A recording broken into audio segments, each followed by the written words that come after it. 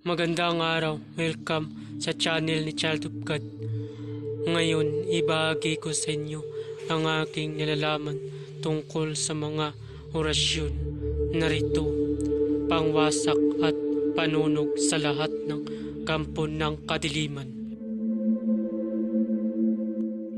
At kung bago ka pa lamang sa channel nito, huwag kalimutan pindutin ang subscribe button para laging update sa mga bagong video.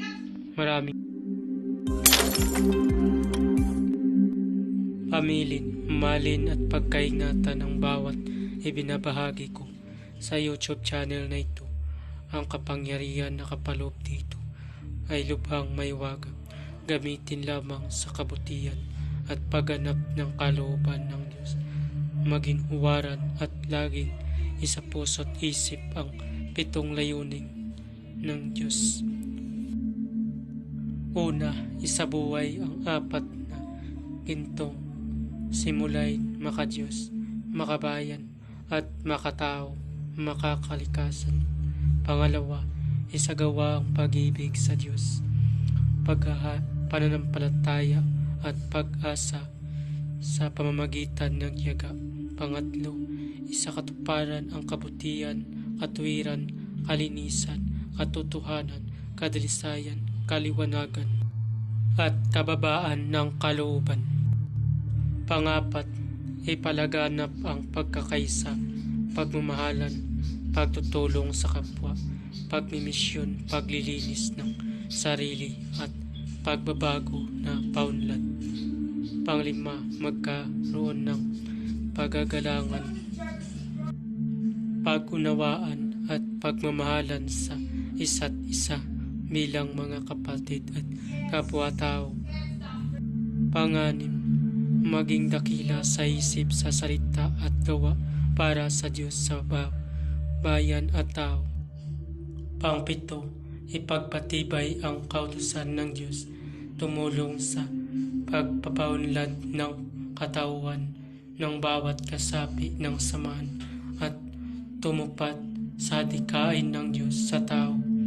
Sa pamamagitan ng pagsunod sa mga layuning ito, ang isang naghahanap sa Diyos ay makakasumpong sa Kanya at hindi pagkakaitan ng Kanyang liwanag. Pamamaraan, magtirik ng 3 kandilang puti at magdasal ng 3 Ama Namin, 3 Aba Ginong Maria, 3 luwalhati at 3 sumasampalataya. Pagkatapos magdasal ay isunod ang orasyon. Pagkatapos sa usalin ng orasyon, iihip sa tuturo, sabay tusok sa tagiliran o sa tubig na ipainom sa pasyente para ang kampo ng kasamaan ay madurog, mawasak at masunog ito. Narito ang orasyon. Bum, ik, mulinyator, hum, murum, Christi, egusom.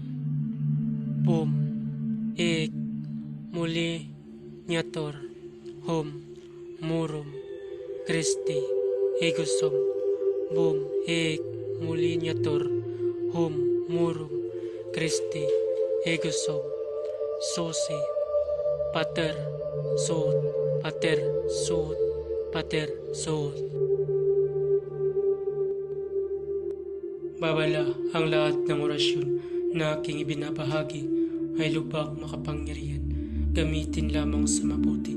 Kung sino man ang gumamit sa masama ay mayroong bad karma. Maaaring maghirap habang buhay hanggang